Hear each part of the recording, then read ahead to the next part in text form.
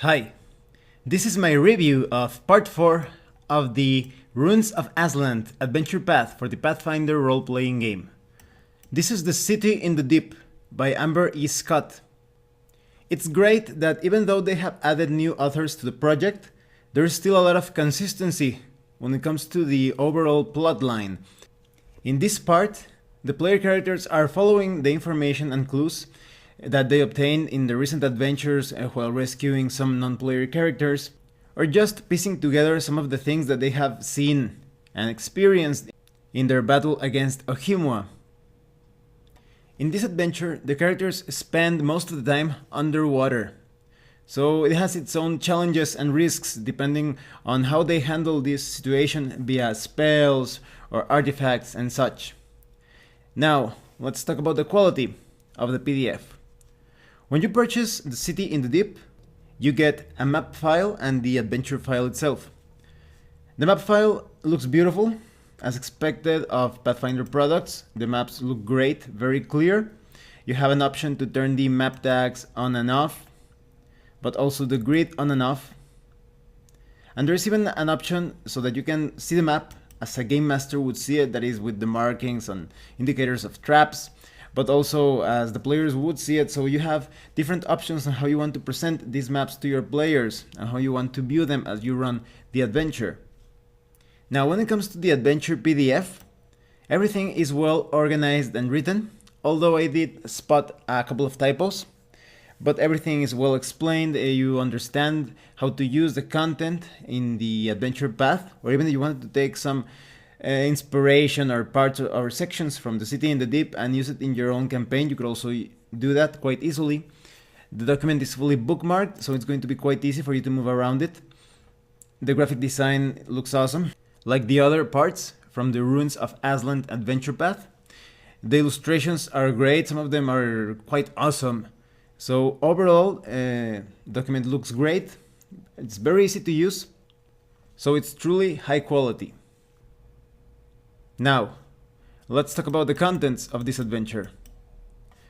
First, you have some tips and advice with the introduction on how to run this adventure, because being underwater most of the time poses a bit of a risk for the player characters. Sure, they can use their spells and magical items, but with a successful dispel magic or anti-magic field that an enemy creates, the characters are going to be completely helpless. They will have to rely on their natural abilities to survive underwater, which won't be for too long unless they get a quick supply of oxygen, some magical or perhaps some other extraordinary means to survive down there. The characters also have a lot to think when it comes to the tactics and strategies. They have to completely consider that they can move upwards and in different weird angles without resorting to some sort of levitation, for example. So underwater combat will have its own tactics, and the player characters will be happy to use the apparatus of the crab that they obtained in the previous adventure. So don't worry too much about unexpected circumstances or developments that may happen in the course of this adventure. In this PDF you have tips and advice, and they try to cover almost everything. Even they include some tips on how to handle drastically off the rails type of situations. Now, this is the background of the adventure. It turns out that Ohimwa has identified another being who has survived the cataclysm of Earthfall. That is, this is a wizard of the ancient Azlanti Empire. He managed to escape the cataclysm and has existed throughout the years by transforming himself into a lich. So Ohimwa wants to interrogate Oberon about the existence of a doomsday weapon. But Oberon is not easy to find. Therefore, Ohimwa has sent his agent, Naqualia, to locate Oberon, but the only one that Naqualia has discovered, or at least has some clues about, that may lead her to Oberon, is one of his former servants, by the name of Valik. Now, the difficult thing is that Valik is a shape changer. Valik can adapt to any sort of shape and size, and Valak has infiltrated a populated city by the name of Talasantri. So Nakalia is not going to have an easy time locating this shape changer, and the player characters are also going to this city. As you may remember from the previous adventure part, that is if you watched my review of it, and if you haven't, I'm going to put the link in the description below. The characters contacted a non-player character that informed them of Talasantri and told them that they could find some clues as to the whereabouts of Ohimwa. The player characters are now aware that there is some sort of conspiracy regarding these veiled masters that were bringing chaos and were manipulating the affairs in the Azlant Empire. So now the player characters will have a chance to show off their apparatus of the crab as a means to transport themselves to reach Talasantri. They can also employ other methods, other means, but they, in my opinion, they do not look as safe as using the apparatus of the crab, that hopefully it has been outfitted with different weapons and plating and additional room if the party is too big.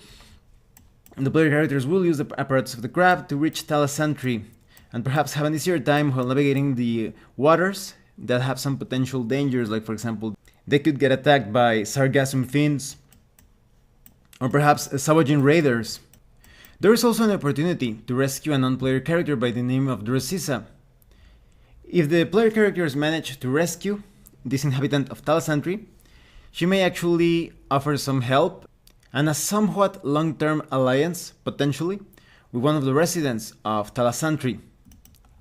When the characters reach the city gates, and this is a very strange city, it's basically like a dome as you would expect from an underwater city, but some structures, some buildings are actually built on the dome, so there is a bit of a sense of vertigo, or at the very least the architecture looks a bit more unusual from what you would expect from an underwater city. At the entrance they will meet Argnos, who, depending on how the characters handle the situation, could also be a potential ally and introduce them to another important non-player character.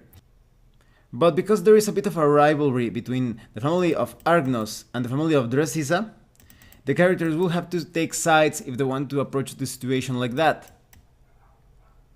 Once the characters enter Talasantri, they will find opportunities for some side quests or side missions. They could also strengthen their bonds with whatever non-player character is acting as host. As I was telling you, those two families may give them a place to stay and perhaps information or resources. It all depends on how they handle things, although their loyalties will be put to a test later on. These side quests range from all types of situations. Sometimes they will have to help some of the citizens escape certain death from some sort of predator, or maybe one of the non-player characters is in debt and may ask for the player character's help.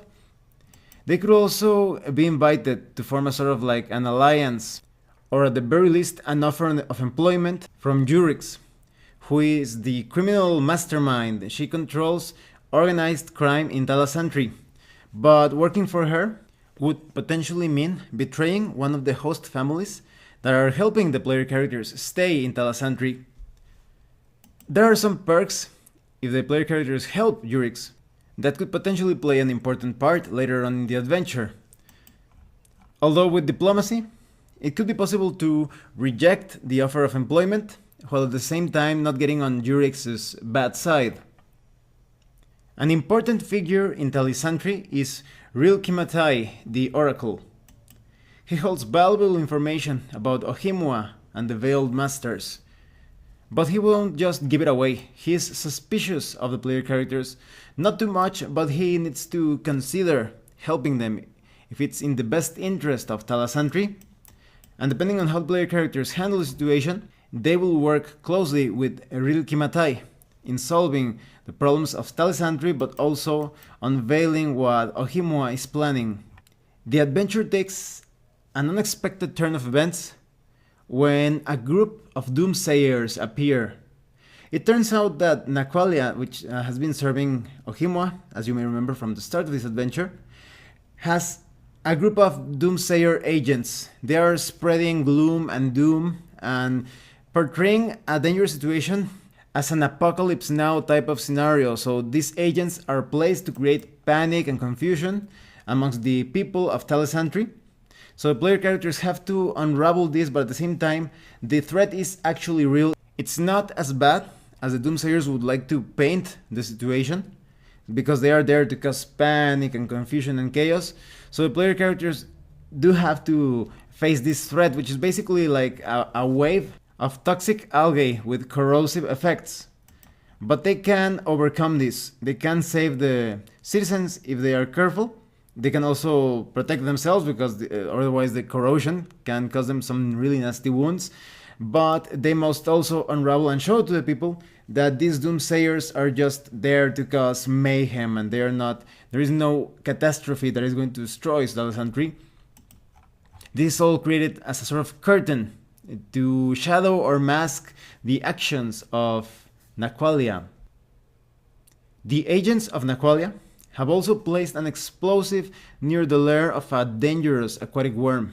The explosion caused by this device has caused King Ragworm, the beast from the depths, to stir and is now heading towards the city. So this is a major threat, and the player characters will have to defeat the Ragworm if they want to impress Rilkimatai and prove that they are trustworthy to obtain information of Ohimwa. He is most likely to trust the player characters that way. They can also gather evidence about these agents of Naqualia. A great idea is to pick up the bits of the bomb fragments, for example, and to thwart or neutralize the different threats and apocalyptic scenarios that they are trying to create.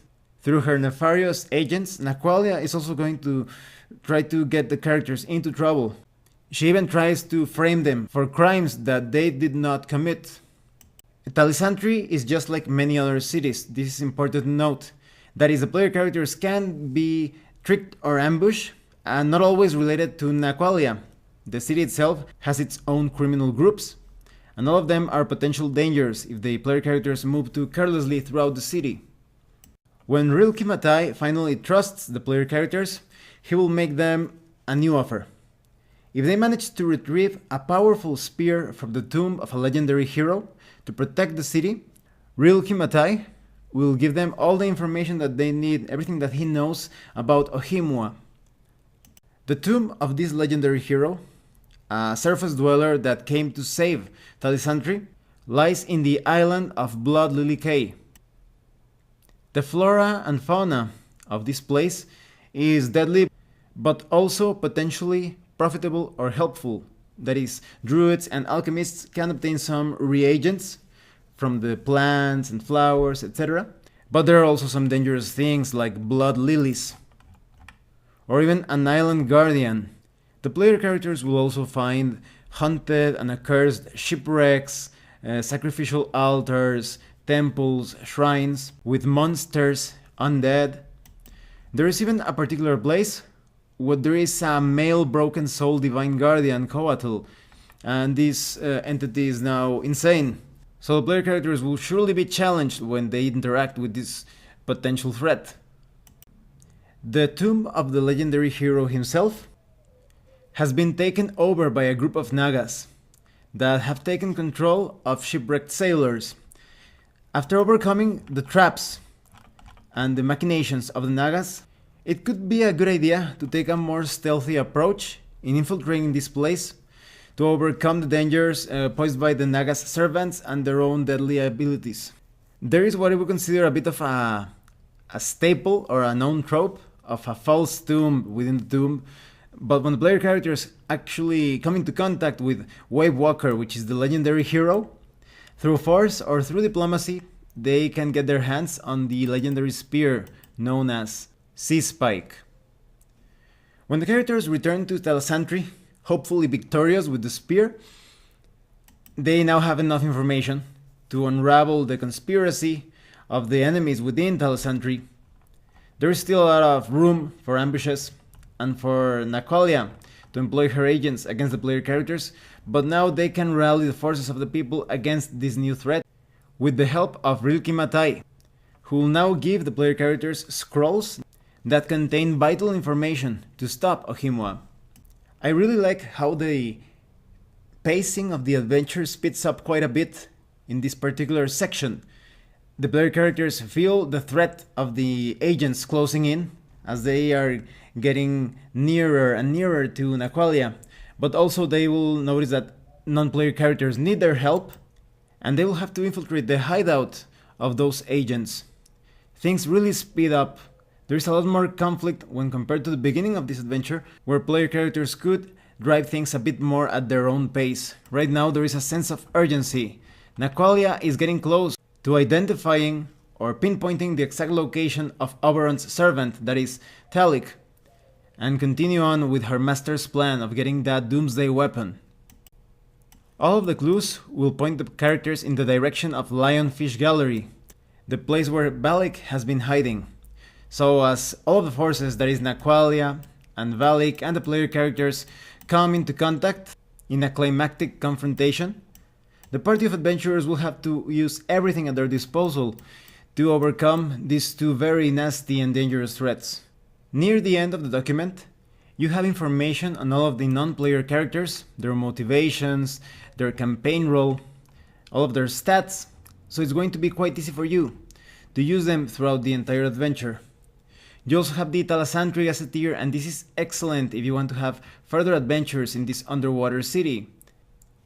It's a perfect adventure hub for underwater adventures. You have information on points of interest within the city, the different districts, information on the non-player characters living within the city. There's also information on the ecology of merfolk, because there are a lot of merfolk living in the city, of course. So you have information on their ecology, their genesis, their society and lairs.